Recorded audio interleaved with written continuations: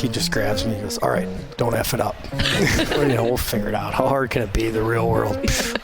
Yoshi beats him. He's butt naked. He reaches out, he catches it, he almost scores. The place goes bananas.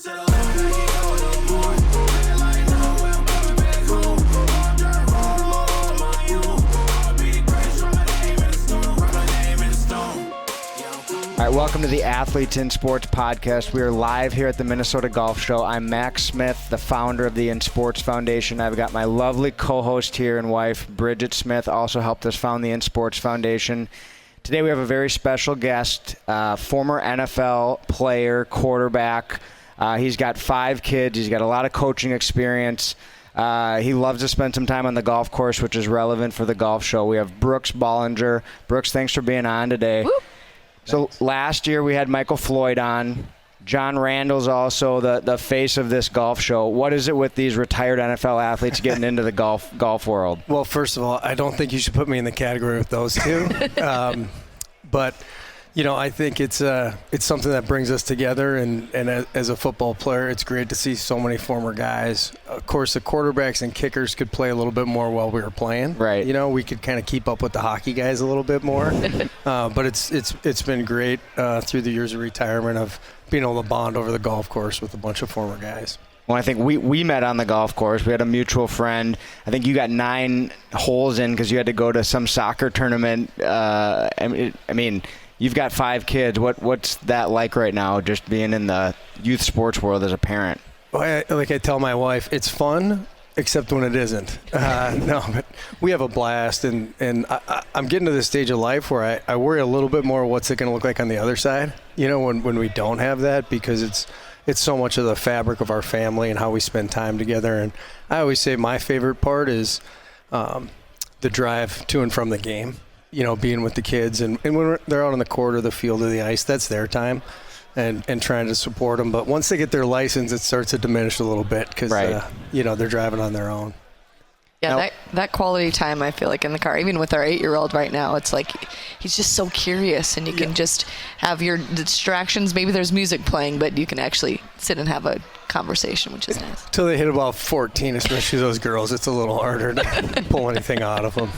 Now, if one of your kids has a bad game and you're in the car with them after, do you bite your tongue on saying anything, or do you have that conversation right then and there, or kind of what's your philosophy on feedback after a game? I think it depends is the best answer. I think trying to feel the kid and the personality. I mean, my dad was great, I could tell you, after every game, and he was a coach, right? And he'd shake my hand, whether it was with the Minnesota Vikings, New York Jets, Badgers, high school, he'd shake my hand, he'd say, played a hell of a game, good job. And then time would pass and you start kind of talking and whatever. But I try and ask questions and obviously be supportive on the front end of, hey, I love watching you play. I think is a great kind of line to start with of that was fun and I'm proud of you. And then from there, I mean, just kind of letting them drive, how'd you feel in this moment? How'd you react to this thing that happened? What are you feeling? What are you thinking about? I think it's good to have those conversations because there's so many learnings in sports, right? There's so many moments that are life-shaping, whether it's success, failure, conflict. Some we're proud of, some we're not. But if you avoid them and you don't talk about them, or you try and overly preach and you don't listen, I think you miss the teaching moments within those times. So I try and have balance, and like anybody, it's a work in progress, and you're always kind of learning how to do it. But I think it's been a great way for us to build relationships with our kids. Yeah. So let's take a step back. You were a multi-sport athlete. Football, basketball, baseball. I might be missing a few in there, but what? Golf, right? Golf. Yeah. But what, and growing up in Grand Forks, what kind of got you into all these sports? Was it your parents? I mean, your dad was a coach. Was it friends? Was there a sport that you liked right away more than the others, or were you kind of just always playing all the sports? Yeah, I mean, I think to your point, my dad was the offensive coordinator at the University of North Dakota. I always say growing up, like, we didn't have a ton of money, but we had the keys to the gym, and it's kind of like, what else do you need? But I grew up with football in my hand from day one, and I was so lucky because I got to be around my heroes, right? My heroes, I didn't really have an NFL team, Wasn't the Vikings for you? It wasn't. It wasn't. Oddly enough. But my dad's players were my guys, and I got to kind of be around them all the time. I'd be 10 years old, throwing drills to the running backs in practice, and Roger Thomas was the head coach at UND, and thankfully, he let me go on bus trips. He let me be around the practice facility. I had a kind of a locker in the equipment room. The equipment guys were my guys. I'd go in on Friday nights, and we'd set up the locker room and order a pizza. And so, for me, it was just like I got to see the magic of that side of it. Because how old were you at that point? I mean, my whole life. But really those kind of heydays before I got busy was probably like 9, 10, 11, 12. Okay. Right in there. And I'd have the air pump on the sidelines for the helmets and walking up and down the deal. Like water boy? Yeah. Like during the games? Oh, yeah. Oh, my. That's awesome. I mean, I don't know the exact. That was probably, 11, 12, 13 right in there when they trust you with a pump. Yeah. But you learn how to operate in the locker room, right? You learn when to be quiet. The first time you're 11, 10 years old, and you learn pretty quick, like, hey, this is quiet time. All right, like, Brooks, you're not a part of this conversation. These guys are getting ready for a game, and you're in the locker room when they're crying after they lost to North Dakota State or a huge win. And so for me, and I think it was kind of I call it the Norman Rockwell time of college athletics too. There wasn't a lot of money in it. None of the coaches were making a lot of money. My dad had a staff that mostly stuck together for about 20 years. So there's a bunch of good guys that were huge role models for me, and I just got to be around it. So I think that's just what we did. I was really lucky in Grand Forks. Sports were important to the community. And there were so many good teachers and coaches that sacrificed their time to coach the rec team or the after school program or whatever. And then that region at the time, like, we just had a bunch of good athletes. So it was competitive. So yeah, we did it all, man. Did a little track, threw that in there, and it's just what we did. What made you obviously you were immersed in football right from day one. What got you into the other sports? Well, actually, I didn't play football till 7th grade, like, play it. Could you do flag, or was that they didn't have it back then. I don't know if it was invented. So, basketball is probably my favorite sport. And, over football? Oh, yeah. I mean, when I was younger, and then baseball was huge. And like I said, we always had good teams. And I would have always told you, like, I assumed I'd play college quarterback. Like, it wasn't really a question. I just was like, yeah, I'm going to play quarterback in college. What else would I do?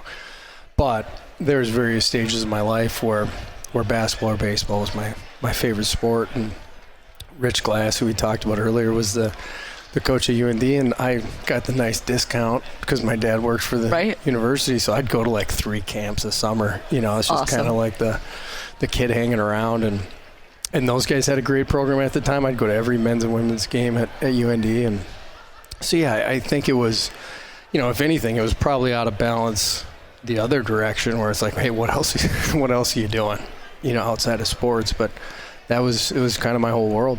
And was that kind of all the kids in Grand Forks? Were they like most kids into sports, or were because it's a smaller town, but you've got University of UND right there, and it's like what else is going on up there at when you're growing up? Yeah, I mean, I think to varying degrees. Obviously, I didn't play hockey, which is a tough draw up there. A little more difficult to get a date to the prom. When you don't play hockey in Grand Forks. Did you get a date to the prom? I did. I eventually. You were just lower on the totem. Yeah, it was just a little harder. To work hard for it. Yeah. But yeah, I mean, it was, I think all those kids growing up, it wasn't as serious as it is now. It wasn't as involved for a lot of them, but, we'd ride our bikes and play tennis, and all that kind of stuff. So yeah, I think it was a sports-rich environment from that standpoint. So take us through. So obviously you were going to be a quarterback in college, right? Like that's just what you had. How did that recruiting process look for you to go to Wisconsin? Yeah, that's interesting. I played varsity basketball and football as a freshman, Is that a common or not common? I would At say that it's time? uncommon, especially for football. Yeah. And I probably wasn't physically ready, but I don't think they had anybody else at the time. So I got pulled up, and we were still in junior high back then, so I wasn't even I was at Valley Junior High and had to get a coach to drive me over every day. Sounds like your hockey experience, Max. Yeah. So, I remember after my freshman year, I got, probably just because I was playing young, my coach called me in and he handed me a letter as a red envelope with a big N on the front, it was from Nebraska. And I was like, oh my God, I'm getting recruited by Nebraska. And he goes, don't worry, you're not getting recruited. Okay. And then I found out after that it's one of 50,000 letters that, get thrown in the mail. But I just vividly remember just being like, holy cow. Like, I never thought of anywhere but University of North Dakota. Did that excite you? Did it make you what were you feeling in that? It just wasn't as big of a deal back then. Like, it was cool. Yeah. And in Grand Forks, it was like, hey, play D1. That's a big deal. Like, everybody talked D1. And not many people played D1 football. There was some Montana and Wyoming and stuff, but most people went to UND or NDSU. And that's just kind of how it was. So it was talked about, but it wasn't. I didn't spend a lot of time thinking about it. I think we were more focused on winning the state championship and playing the next season and just figured it would work itself out as time went on. So I actually came down to the Gophers camp after my sophomore year. I was MVP of the quarterbacks or whatever. For the conference or? For the camp. Oh, okay. For the Gophers camp. Yeah. And then they started recruiting me. And that was Jim Wacker. That was before Mason got here. So they started kind of recruiting me, and that was a big deal. That was your sophomore year? Yeah. Okay. After the summer, I guess, going into my junior year. Had a big junior year and then hit a bunch of camps. A few camps outside Iowa. And then got a call from Wisconsin, said, hey, we found your tape, and we'd like you to come to camp. So I'm like, okay, we got to fit this in. Like, it's a big deal. So we had a Legion baseball tournament in Bismarck. We ended up going to the championship. Took the bus back. They met my mom in Fargo. My mom, so it's like, whatever, 9 o'clock at night. God bless my mom, like, driving at night anywhere outside of, Grand Forks was not, like, her comfort zone. And I remember I didn't even shower or anything. I still had my baseball stuff on. I'm sleeping in the car. We drive through the night in a torrential downpour. Oh my gosh! Bless your mother. Yeah, I know, right? I told her that's what it was. Get to Madison at like 6 a.m. Take a shower, go down, meet those guys. Went to camp for a day. They offered me. Drove home. I was like, we didn't know. Like, it wasn't a process. It was like, I didn't know anything about Wisconsin. Were they even on your radar or not even? Nobody's on my radar. I mean, I just thought I'd play at North Dakota. Yeah. Because your dad was still coaching there. He's done. He had gotten out of it, so he was running the foundation. Okay. And I'm like, well, I got offered. It's kind of like, yeah, what do you think? We didn't know. I don't think we did any research on, what is the academic profile of the school? Like, I didn't know they didn't throw the ball. I had no idea. I love Coach Alvarez. I love the town. And like 2 weeks later, I committed. And just was like, And that was your junior year? Yep, okay. I was going into my senior year. So just kind of looking back, like the planets just kind of all aligned, and that was only the first set, Then it has to work out when you get there. But yeah, that's how it happened, and UND tried to keep me and talked me out of going to the Big Ten, and I just felt like it was a chance I had to take. And how did that feel when you got there? Was it intimidating? Was it welcoming? Did you have to really fight for your spot? Yeah, it was intimidating. Guys from all over the country, and it's a big deal. Probably for everybody, but being where you're from and you're just in those facilities and in that stadium But I don't know. I just kind of was like, just kind of competed every day, and it was like heaven for me. Like, I'm playing in the Big Ten, and we get all this gear, and we got all these resources, and so I just soaked it all up. I just loved every day. As a quarterback, like, practice is fun. It's not like you're beating your head against the walls. I always loved football practice. Loved just getting better. So I didn't really think about it much, and I knew I was going to redshirt. So there wasn't like this back then. Most people did, right? And not a lot of pressure, right when you get there, kind of get your feet wet a little bit. And I had grown up. That was where it helped to grow up around it, because I saw what a redshirt year did for guys. So a lot of guys are frustrated and you want to play, and I was just like, no, it's part of the process. Kind of get your footing on your social life and your academics, and yeah. So none of that bothered me. And then my second year, so then that spring really started getting thrown into competition. That's when everything heated up. And when did you find your spot as the starting quarterback for Madison? Yeah, so like that spring I was competing with a senior, and for the starting position, for the starting quarterback job, and had a good spring, and we were kind of neck and neck going into training camp, and I remember the first game, Miami of Ohio. It was like one of those non-conference kind of preseason games. I always give my quarterback coach a hard time, Jeff Horton. He's a good friend to this day, but I could tell he was nervous. And it's like the fourth series of the game, and they're going to throw me in. And he just grabs me. He goes, all right, don't F it up. Best advice I ever got. It was brilliant. So I went in and I did. I pitched off the wrong guy in an option and turned it over. But I got a couple series, and it felt big. It felt fast. And I kind of started to feel like, we went down to Cincinnati like the next week. I think we were top 10 in the country. And Cincinnati's unranked. They're nobody at the time. I played one series. I was 0 for 1 with an interception. And we lost. Ron Dane was called the biggest bust, and he was a Heisman candidate at the time. They called Dane a bust. We were done. Everything kind of was like, and I'm sitting there thinking like, all right, maybe next year, right? Like just not ready. And the next week we play Michigan at home, 2:30 ABC game, and Scott Kavanaugh gets hurt in the third quarter, and I'm going, oh boy, here we go. It's a close game. And I'm kind of like, hey, I was getting a little comfortable thinking next year. Like next year felt right at the time. So I go in against Michigan, and it was probably the best thing for me because you just get thrown in, you don't even have time to think about it. And played really well. We almost came back and beat them. We ended up losing in a tight game at the end. And Coach came down that next morning. He's like, hey, you're making your first start this week. And it was at Ohio State. Wow. In a 2:30 ABC game. And, that was, now you're sitting thinking about it, like, all right, like this is real. And really that game, we're down 17-0. And I was just like holding on to it, right? Just trying not to screw up.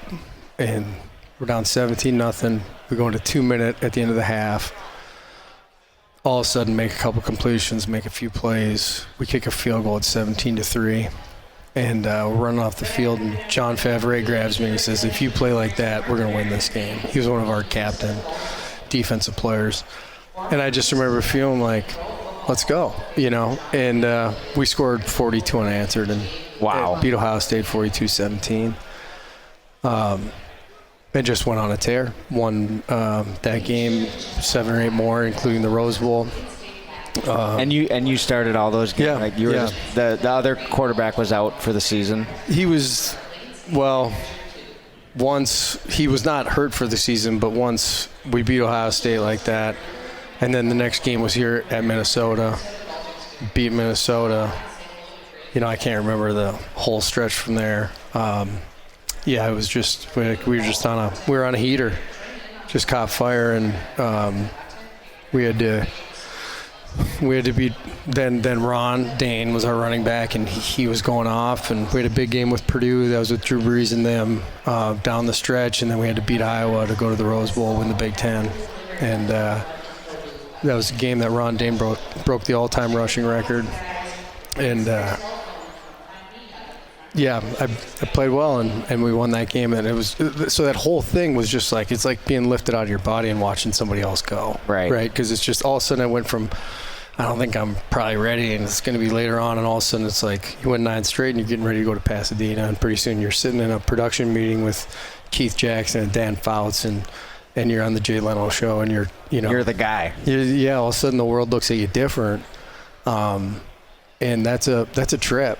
That's a very interesting thing when it goes that fast. And I think it took me, well, and then beyond that, I think I won my first 15 games as a starter into my sophomore year. And there's so many learnings in that early success that you just don't realize at the time of how much my life changed and like that. What would you say some of those, like reflecting back now, like what are some of those learnings? Well, I think the biggest thing, it's not healthy, right, for your development. I think this happens, and really I think this is one of the things that's going on in sports right now is like sports has become a bigger and bigger deal for kids younger and younger. Right. It's become more of their identity, social media, the recruitment, the clubs, the stuff. And if you get to that place too soon and before you understand it, it starts to define you. Right. And you kind of let the outside world define you. So, what happened to me was went from here to here, and then you're just holding on to it. You're trying not to make your growth and development kind of stops because all of your energy is really going into just maintaining what you've established. Right. And the expectation of how you got there and doing it again and again, right? Just keep it going. And especially you're playing quarterback at Wisconsin, it's like good defense, good special teams, like, you know what I mean? You could get a prom date at that point. Yeah. That's why I met my wife before I was playing. She was a Badger too. But then you think about in today's college football with NIL. So you think about yourself in that situation. Now you add the whole NIL thing on top of it. Like, that can't be good for your growth and development. Or what's your take on that? Well, I think, it's really in two ways. One is that some of the brand and the pressure. So, Graham Mertz was a kid that was at Wisconsin. He won a couple of his first games in a really, played well and was sexy and had the kind of the 4 stars and all this stuff. And he had like a logo, and he was like a brand around him already. And you're getting money, which, I'm not blaming him for, but, it's the same thing kind of happened in a very accelerated time frame where it was too much too soon. And I think that can happen to kids, and I can't imagine the pressure of being Arch Manning and you're getting X amount of $1 million and you're that age and you haven't even really played yet.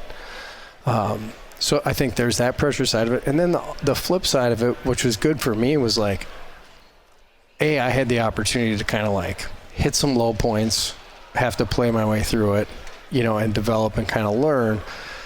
Well, they're just on to the next school. Right.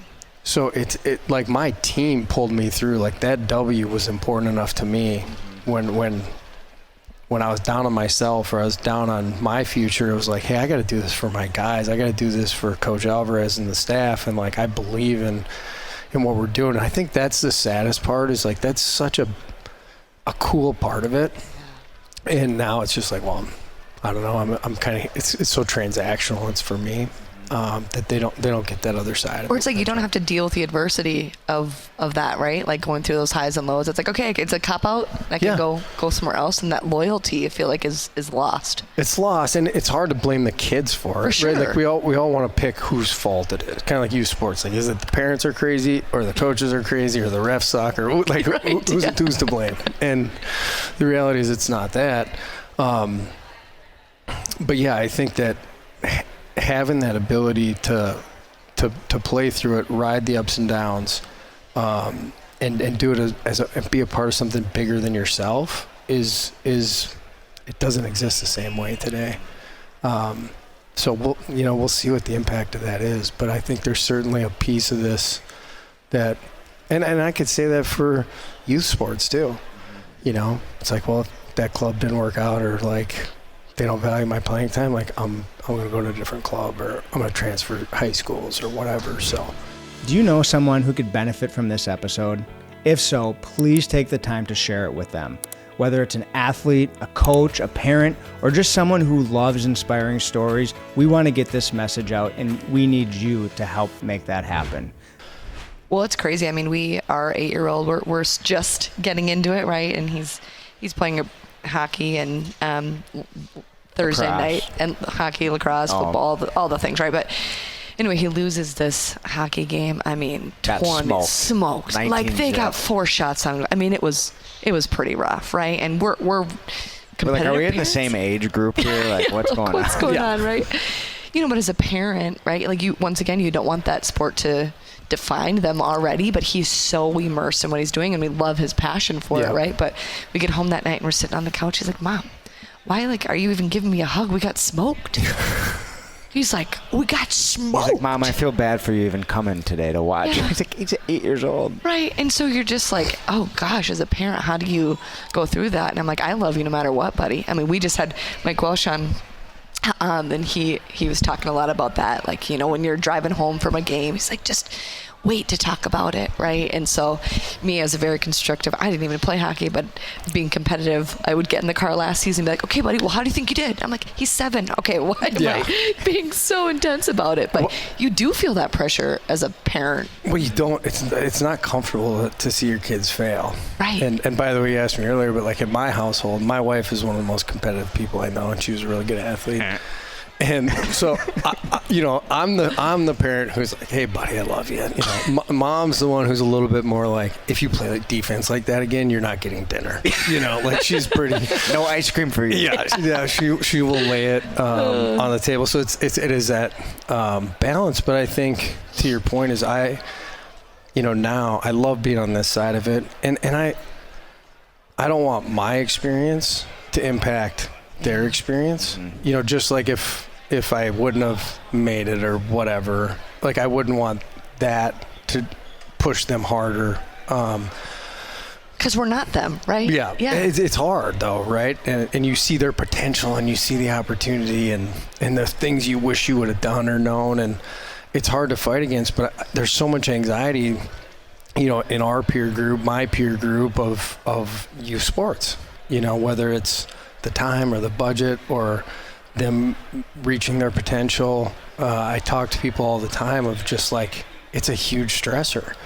And I think what we talk a lot about, and again, we don't have the answers, but it's like, hey, we need to always try to step back and say, why are we doing this? Why are we doing this? And if the answer isn't somewhere near to like, this is a tool to help them become the best versions of themselves, and then we're wrong, right? And it gets complicated, but you're constantly reshaping that lens of, okay, what are the learnings here? What is the development here? And I tell people, I probably overdid it with my kids. And when you're a quarterback, you deal with failure a lot, especially when you're a 6'1", accountant's body quarterback. but so it's like, hey, that failure, like that is the best learnings a lot of time. Yeah. Probably my favorite story I love to tell my kids' experience was the drive, chip, and putt. My oldest, he was 7 or 8 years old, and he went to the first round, at Highland National, and he won it, smoked everybody. And then we go to Blaine for like the regional deal, and kids got the flat brims and the Oakleys, and dad's carrying the bag, and it's like, we just did this last year. Did you? Same thing. Yes. I'm like, oh buddy, this is a real deal. We're just kind of screwing around, you know what I mean? Like he always loved golf since he was tiny, and he just thought, he's like, do I get a green jacket when I go to Augusta? Like, I'm already there, man. Like, he asked me a great question. He said, Dad, so if you win the second green jacket, like, who puts it on you? If you win 2 in a row. Yeah. So I'm like, I love where your head's at. But we go out to Blaine, and, they got the big leaderboard deal with the markers and all that stuff that they're putting up. And he hit 3 pretty good putts, lipped one of them out. He hit 3 really good chips. He hit 2 out of 3 good drives. He snapped one out of bounds, right? So we come in, and there's all these kids are in, and he's in second place. Top 2 though. Last kid comes in again. He looks like he's 15. He has like 20 more points than anybody. Yeah. So he dropped to third. And it's like, yep. And I go, all right, go shake their hands. Tell them good job. Let's go. And we get in the car, and his little brother's there just, yapping and yerping, and he's kind of sniffing, and it's quiet. And 10 minutes later, I said, hey, buddy, you hit 8 out of 9 good shots. One good enough today. The dirt don't lie. That's always what I tell them in golf, right? You made it or you didn't. Hey, we'll get them next time. 5 minutes later, the music's up. They're messing around, talking about something else, and time goes on. Yeah. Right? It's like, hey, that's going to happen to you, right? It doesn't mean you're a bad player. It doesn't mean you're a failure. It certainly doesn't mean you're not loved by your parents anymore. But it's like, or you're not getting dinner today. You're not getting dinner or a treat or whatever. It's just like, I think facing those moments head on and just saying, hey, like, that's what happened, and we got to deal with it, but you're going to be all right. What can you learn from it? How to make a plan going forward? If you want to do it, let's go. So I think that oftentimes we hide from the failure and the hard times when actually that's a ton of the good stuff. Did you said obviously you went through some highs and lows in your college career, right? Like, you seem to have this just steady underlining confidence, like just calm beat to you. But how did you feel like you continued to gain that confidence when you did have adversity? And do you think you've always just naturally had that, or have you had to work for that? I think I lacked confidence at times, for sure. I took it hard. It was probably the downside of being a coach's kid. Is like, I knew what was being said in that film room. I knew what the critics were saying. I remember, and then like when you win your first 15 games, and you're just like, well, I'm different. Like, they're always going to love me. And then Jim Sorgi, who ended up being a longtime backup for Peyton Manning, was my backup, and he came in when I got hurt one time. He played really well. Then all of a sudden they're booing me, and they're chanting for Sorgi to come in the game, right? And you're like, wait a minute, like, what happened here? Guy just won 15 games in a row. Yeah. Like, I'm different. I'm not like the last guy. But they're always going to want that second guy. There's always going to be the critics. I remember when we didn't, thank God, have camera phones or social media. Right. But that was like the early days of the message boards or like the chat or whatever. And then I think somebody found my email. I think it was an email. He sent my school email. And he said, "Dear Mr. Ball and Suck, can you please stop sucking so bad? My family wants to go back to the games. We cannot watch when you're playing." And this is when you were at Matt. I was like a sophomore and junior. And and listen, there was times, good or bad, you go out to dinner and you're with your family. It was probably harder on my family than it was, and there was way more good than bad. But my sister got into it one time. My dad got,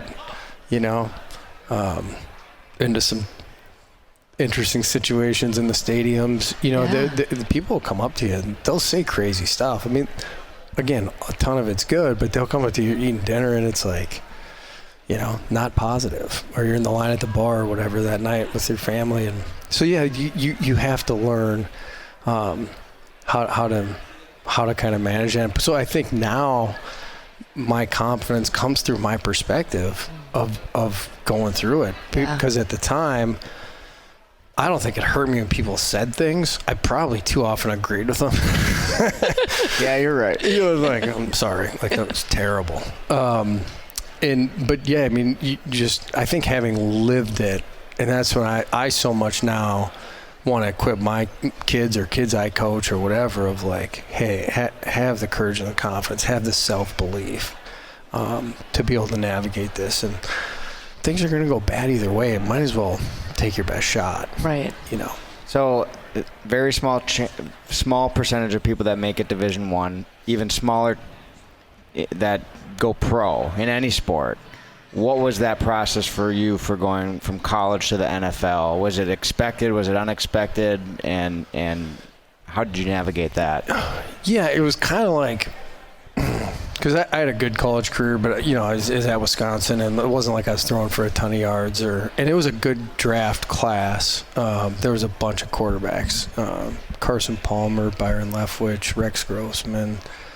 It was that group, and we had a big class. And I remember even our strength coach coming up like, "Hey, you gonna train for the combine, or are you gonna just hang it up?" It's kind of like, I'm like, yeah, I'm gonna train and give it a shot and see what happens. And kind of just assumed I'd be a coach, but I felt like I had a shot as much as a lot of guys did, and I had a really good, I didn't go to the top kind of all-star games and stuff, but I had a really good all-star game. I threw it well at the pro day, got invited to the combine, had a good combine. So my stock was kind of rising, and then it was like, hey, probably 5th round on the high end, or free agent. Mm-hmm.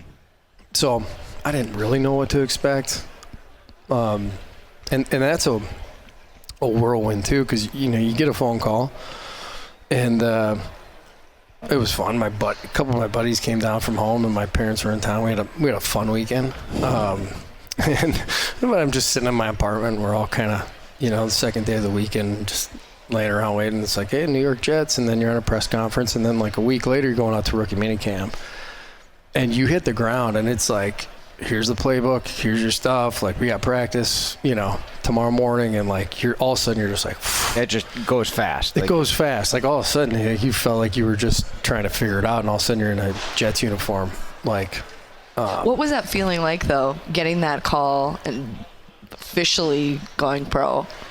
Yeah, it was surreal and super cool, but I think at that point it was just like, I was so quick into like, all right, I got to figure this out. Like this is gonna get real in a hurry. Right.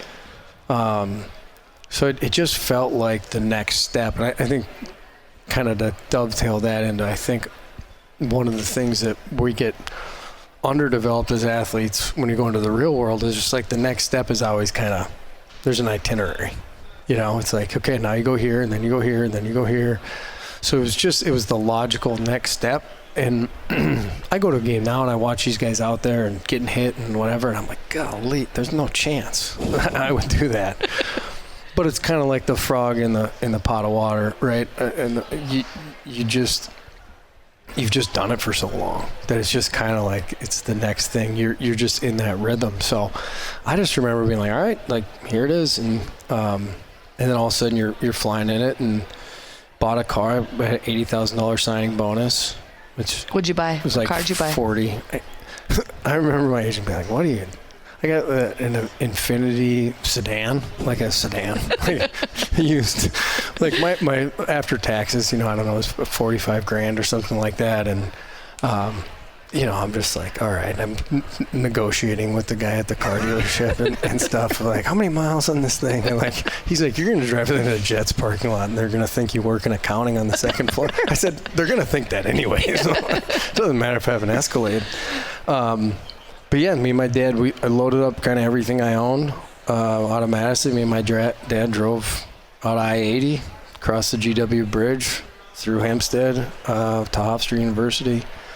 And then there you were, trying to dropped off and lived in the dorms, and then it was unbelievable because I'm a football junkie, and Paul Hackett was the offensive coordinator. He had been with Bill Walsh, in the 80s with the Niners, through the Montana and Steve Young era, and he was just a savant at the West Coast offense. So it was me, Vinny Testaverde, and Chad Pennington.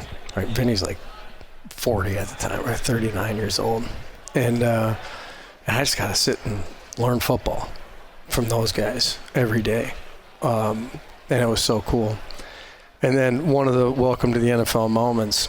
So the first NFL game I ever attended was in Tokyo, Japan. Oh wow! And I had a uniform on. Wow. So we played. Tampa Bay Bucks. They had won the Super Bowl the year before, and we're gonna play them in Tokyo in one of these preseason, Is that like Brad Johnson? Yeah. Time? Okay. Yeah, the Bull was there. Gruden, John Lynch, Warren Sapp, not Tiki Barber, the other Barber. Anyway, Rondé Barber. I mean, they're loaded. I was Rondé Barber's, fun fact, at the 3M Open. They did like a Compass Challenge. Yeah, the Compass Challenge. So they played 3 holes, and it was all for charity, right? And so one of the things they're like, oh, we need some caddies. So like, So they're like, Max and Bridget want to do it. I'm like, sure, no big deal. Mind you, at this time, I still don't play a ton of golf, but I'm Rondé Barber's caddy. Came with these 3 holes, and he's like, I need this club. I go, Rondé, I'm actually not really good at knowing what clubs to give you. I don't know what a 3 hybrid is. Yes. Like, does it have? I hope it has a 3 on it. I'm like, I'll be your moral support, but I'll hold your bag, but you might have to grab your own club. So anyway. That's awesome. Yeah, he's a great guy. So we fly over to Tokyo, and the whole time I'm like, a couple things, I'm getting kind of nervous and anxious, and Chad Pennington was going to play one series, and then Vinny wasn't going to play, so I was literally playing the rest of the game. And it's the kickoff to the NFL season, so it's. Is this like a preseason? Preseason. Okay. It's true preseason. Okay. Nationally televised. Kind of the kickoff. So I'm like, all right. And then the other one thing was like, that was when the earphones were new in the helmet, right? And I'm like, guys, we need to have some signals or something. I mean, we're in damn Tokyo. Like, things could go wrong. And they're like, yeah, we'll do it on the plane. Like, we'll figure it out. Well, we never figured it out. Oh, no. Of course, the second series of the game, it's like, no headphones. So I'm running over and trying to get the plays. And then the other thing is, we ran the same defense they did. Their Tampa 2 defense, historically, we had Herm Edwards, or Tampa 2 defense. So I'm kind of like looking through my playbook on the 14-hour flight. I'm like, hey, what if they do something different? What if they start blitzing or do this? Like, what do I do in these plays? And who are you asking this? Paul Hack, our coordinator. And he's like, don't worry about it. First preseason game. Like, they're going to play Tampa 2 and cover 3, just like you're seeing every day. It's be easy. Of course, there was like some beef between Monty Kiffin, that was their D coordinator, and one of our staff. So he's bringing stuff that has never been seen since. Double corner blitz, double safety blitz. I mean, I'm getting hit in the side of the head. People are coming from everywhere. I survived it, but yeah, it was like, okay, welcome to the NFL. And it was a fun experience. I am a lifelong celebrity in Tokyo. Because how many NFL games have they played in Tokyo? I don't know. That's a good question, but so it's a total sidebar, but because of that international game, they put a Japanese player on each one of the teams. And when I say Japanese, I mean like don't speak English. Yoshi was on our team as wide receiver. I found out later they had a middle linebacker, because all of a sudden it was like, the third quarter, the fourth quarter, and there's just like 5'9" guy playing middle linebacker, and I'm like, I think I found the guy that was their guy from Japan. But Yoshi, so Herm Edwards told me before the game, he goes, I don't care how you play, I don't care what happens. He said, you got to get Yoshi a completion. Oh my God. That's all that matters for you. And Yoshi had like hurt his ankle. He could barely run. And I mean, he probably could maybe crack the lineup at like Augsburg or something, right? Like, he was not an NFL caliber thing. Like, he'd make the travel roster. So Yoshi comes jogging out. We call a sluggo seam, so it's a slant and go. And I'm looking at calling the cadence. I'm looking at the corner he's just licking his chops. He's like, I'm going to pick this thing off. Like, I'm so glad I'm guarding this guy right now. So, of course, he breaks to the slant. The guy just bites, right? Yoshi beats him. He's butt naked. So I let it go, and I'm just like, oh, please tell me. And he's limping, like, hop along. Here you go. And I'm like, did I ever throw him? He reaches out. He catches it. He almost scores. The place goes bananas, right? We're in Tokyo, right? So this guy is now a national hero. So after the game, broken ankle. Yeah. Oh. So after the game, it was like I was on the Beatles, like me and him. Like, it was like hundreds of reporters, pictures, interviews, the whole deal. Oh my God. Yoshi made it big, so it was fun. You still stay in touch? Yeah, no, I should make a tour. It's probably time for like a reunion tour. Yeah. Brooks is coming back. Yeah. Oh. Hey listeners, we want to take a quick moment to tell you about the InSports Foundation. At InSports, we believe every child deserves the chance to play sports regardless of their financial situation. Our mission is to provide free camps, scholarships, and team sponsorships to reduce the cost of sports and help more kids get in the game. As we all know, through sports, kids can learn valuable life lessons, stay active, and maintain their mental well-being. To support our mission and help us give more kids the opportunity to play, visit insportsfoundation.org and consider making a donation today. Together, we can make a difference. Looks like you played 5 seasons in the NFL, multiple different teams. What's like the biggest takeaway from that experience that you still kind of still sits with you? Oh, I think that, like anything, the community of people, the network of people. I'll add one. I got 6 years, and then I played 2 in the league called the UFL, which has now come back. Okay. Yep. Which didn't really count for anything, other than delayed me growing up a little bit. And we had a blast, right? Like Jay Gruden was my coach in Orlando. Sean McVay was our tight ends coach. He was 23 years old. Okay. His first coaching job. And we had a bunch of studs on that staff, and then a mix of like kind of guys at the end and guys at the beginning.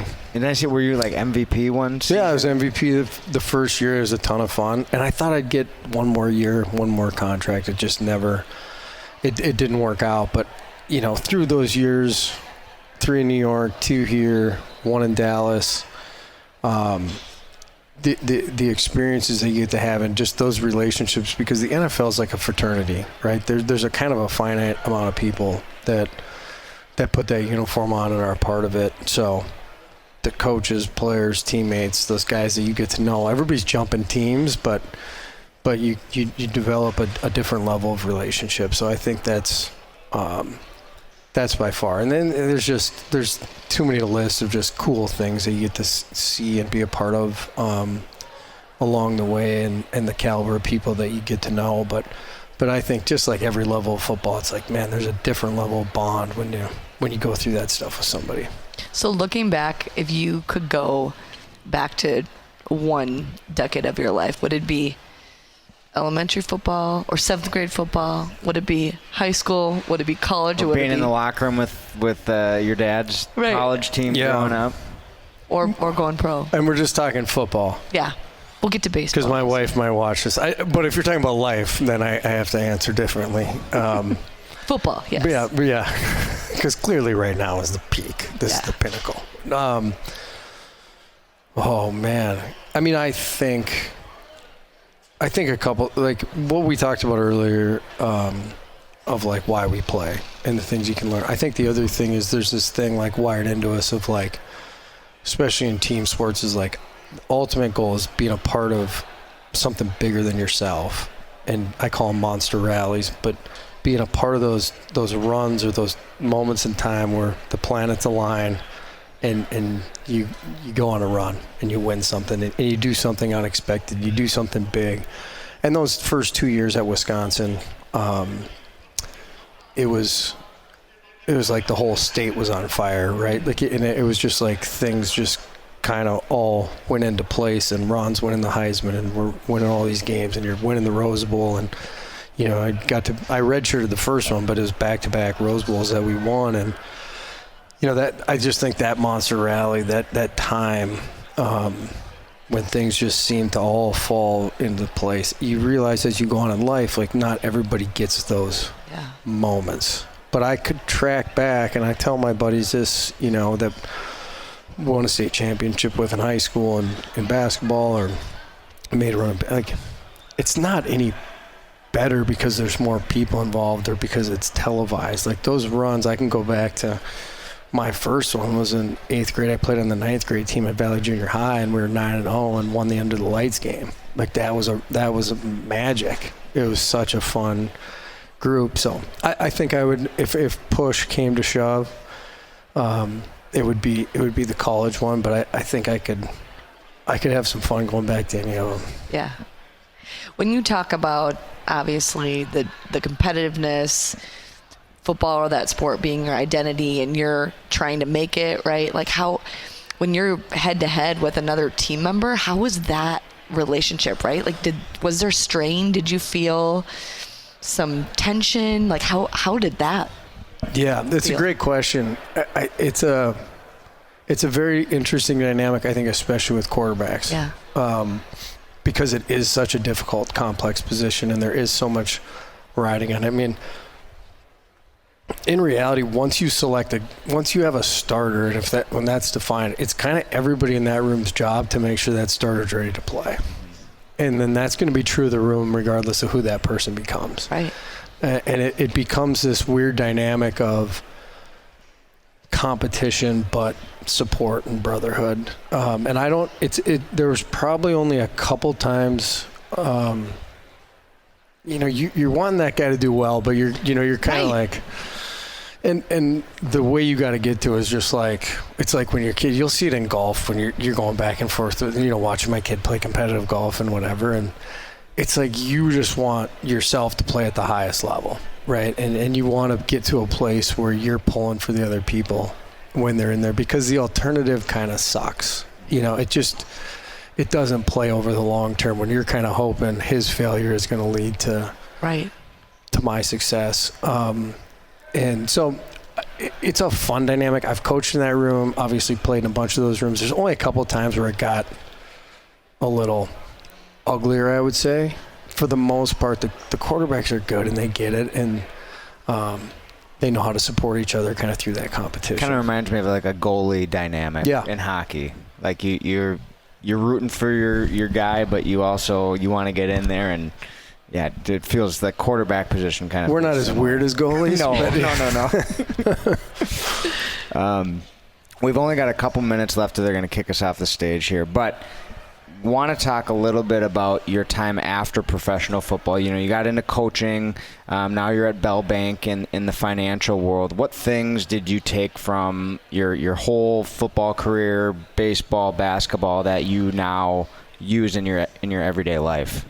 Yeah, I think that the short answer is all of it, right? And I guys go through it all the time, and my buddies, I went through it, my buddies went through it. I've worked with a lot of people that have gone through it. That transition is real. It is. I got great parents, great family, pretty normal, I guess, just like all the support in the world, and it's hard. It almost seems, it feels embarrassing to say that when you're going through it, because it's like, well, you're used to being kind of at the pinnacle, and now your internal expectation is that you just jump from there to the next pinnacle, and you realize pretty quick that you're going back to the bottom of the mountain. And I think the guys that really would help me, and it took me, a while, because it's humbling, and all of a sudden you're sitting in a little office with a suit on trying to figure out how to work Outlook, and you're just like, man, I'm behind. And you're taking coffee meetings and you're going to every kind of network and trying to learn and understand. And people are going, well, don't you know what you want to be? Like, what do you want to do? I'm like, well, I got to figure that out. I'm 33 or 34, but really I'm a 22-year-old, right? Just because I haven't got my hands dirty. So I always tell kids that you got to get your hands dirty, and when it's gonna click is when you realize what made that last pinnacle great was the journey and the struggle, and being obsessed with your personal growth and your development, and being hungry for that, not just how fast can I get back up here and look smart and be able to tell people I got to figure it out. I always laugh. My sister, I was like playing for the Jets and doing whatever, and she was kind of figuring out what she was going to do. And is she younger or older than you? Yeah, I'm the oldest of four. Okay. But she'd always get pissed when people say, "So what are you doing now?" It's kind of like, don't worry about it. Like, why are you asking all these questions? And I'm like, what's the problem? Easy for me, right? It's like, I'll fly back to New York next week, and should have a good team this year. And for the first time in my life, I'm in that spot, and I'm like, it kind of bothered me. Like, people would ask, I'm like, yeah, don't worry about it. You know what I mean? Like, why are you asking all these questions? And then it was frustrating because I didn't know the answer. And then I don't know if it's going to work. I don't know if it's going to be what I love. I don't know if it's going to be fulfilling. I don't want to look dumb. There's all these things that I think that you got to kind of go through, but I'm grateful for having to go through that at the time of my life that I did, just because it helped me grow, helped me learn, helped me be a better dad, and I think be better with the kids and stuff like that. So, did you go into business right away then? Oh, no, I mean, so let's see, I got done in the UFL in 2011, and then Bill Lechner called me at Hill Murray, and he was like, hey, I saw you retired, and Charlie Walters called him, we need a coach, you want to be the head coach at Hill Murray? I was like, sure. I think I made $6,000 that year. And I was just like, it's what I knew. So my first coaching job was the head coach at Hill Murray. We had a magical year, one of the favorite. We had a little rally, went to state for the first time in like 30 years and went to the state semis, and just an amazing group of kids. So much fun. And like I didn't have a day job. Like that was my whole job, and the kids are still young. So I'm like playing badminton at gym class, and I'm hanging out around the school and get to know the kids, and it was a blast. And then they hired me in development at Hill after that season, and then like 2 weeks after I got hired, Paul Chris got the job at the University of Pittsburgh, and he asked me to be the quarterback coach. So kept their house here, moved the family to Pittsburgh. I went down the path of being a college football coach, and was doing well. I was kind of going like that, and I started to have this internal struggle because my oldest, Miles, was 8 at the time, and I never saw him. Bo and Livy too, all of them. And we played Miami in the last game of the regular season on Saturday. Sunday morning I had a flight. I had 12 flights in 14 days the day the season ended to go recruit. And I had been thinking about it, and I'm like, I've seen this movie. I had a gift of being around this game and being around coaches, and I know what the mountaintop looks like, and it's just not worth it. And we're back here, and I called the principal, Kate Wallen at Nativity, and I said, hey, Kate, you got room in whatever they were, kindergarten and second grade? She said, yep. I said, all right, they're starting on Monday. So I went back to Pittsburgh and told Paul I was done. And my wife was like, what are you doing? Like, what now? What are you doing? Like, I'm like, we'll figure it out. How hard can it be, the real world? I'll be a financial expert. Well, and then it was the last thing I wanted to be honest with you. But I thought I was going to do all this cool stuff, I had a buddy with a startup and a buddy with a nonprofit, and I'm like, I never really saw the value from the other side of the table, and I saw all the struggles that guys were going through in the locker room, and then, I was in the Cowboy locker room in 2008 when the market's crashing and guys are panicking, and then the transition out, and I said, I'd like to learn and maybe help some guys through that transition, so that was going to be sexy and cool and do all this stuff. And then I learned pretty quick with the fourth kid on the way and trying to get your Series 7 and your 66, put my head down pretty quick and just started grinding. And then kind of fell in love with helping people through that, and then business owners, et cetera, et cetera. And then, not 10 years later, 11, I finally feel like I'm kind of a grown-up. It's kind of cool. Yeah. So that's like I said, that confidence, I think he's just having to go through some of those things that helped. Well, I do want to acknowledge Bell Bank, where you're at. We wouldn't be sitting here today without the help of Bell Bank. We were college students up at Concordia. We had a class project to start, this foundation, and the people at Bell had heard about it and gave their pay it forward money to us to start, to launch our first hockey camp, and that led to other camps. And without that momentum, I don't think we'd be sitting here today. So just what Bell Bank does, for athletics, that's really important. But just giving back to the community is amazing. So how does that feel? To be a part of an organization that puts that much emphasis on giving back. Yeah, well, it's so authentic to who they are. Obviously, the Solberg and the Snortland family, and it's kind of woven in the fabric, and it's why I'm at Bell. I got to know. I didn't know them growing up because Grand Forks didn't have Bell really, or State Bank and Trust of Fargo at the time. But I got to know these guys over like a 12-month period, and I just kind of fell in love with the place, because of the way they live and show up in the community and the way they treat their employees and the customers. So it's good to be at a place that you can just, and I think it's whether you're in football or anything, it's like, hey, I can go in the world and be who I am, and that's my job, right? Like yep. It's aligned with who Bell is, so it makes it a lot more fun and a lot easier when you get to just go be who you are. Well, we got time for, we're over time, but I'll give one last question. Since you've, been in this parenting world of youth sports, you got five kids, if you were to give any advice to a parent who's getting into that youth sports world, this might maybe for us, what advice would you give to parents out there? Whew. Well, I think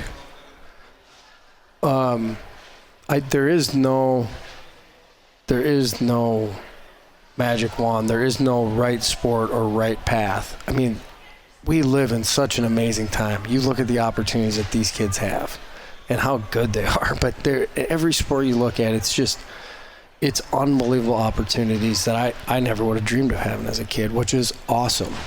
You know, I think at the same time, because all those things exist, doesn't mean you have to do them or they're best for your kid. Mm-hmm. And I think, and again, this is taken trial and error on our part, but to be able to try and build a process, you know, with your spouse and even with your kid as they get older of like, hey, let's get really clear about what is important to us relative to sports and what we want to get out of it on the front end.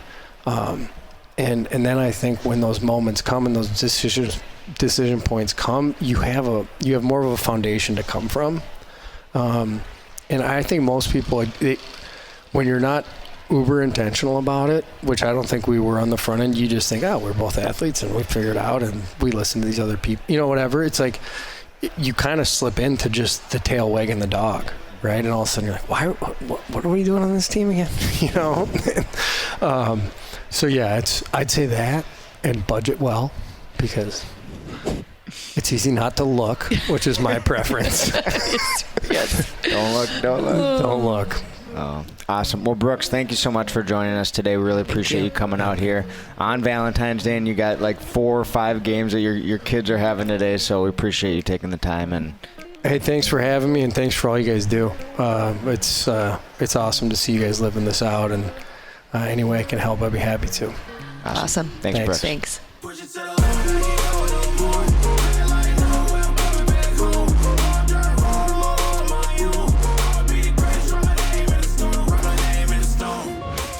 Thank you so much for tuning in to the Athletes in Sports podcast. If you enjoyed this episode and want to hear more from inspiring athletes, we encourage you to subscribe to our podcast and follow us on all of our social media channels.